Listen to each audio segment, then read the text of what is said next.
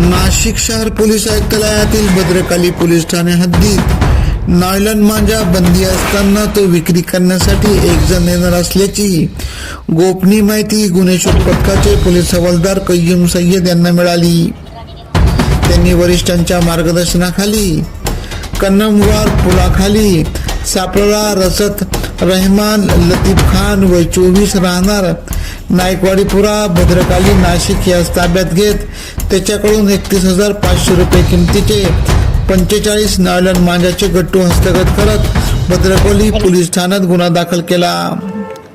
सदरची कामगिरी भद्रकाली पोलीस ठाण्याचे वरिष्ठ पोलीस निरीक्षक राकेश चौधरी, गुन्हे शाखेचे पोलीस निरीक्षक अशोक शर्माळे यांच्या मार्गदर्शनाखाली गुन्हे शोध पथकाचे सहाय्यक पोलीस निरीक्षक सत्यवान पवार, पोलीस हवालदार सतीश साळुंके, पोलीस हवालदार कय्यूम सय्यद, निलेश विखे, अविनाश थेटे, नारायण गवळी आदींनी केली।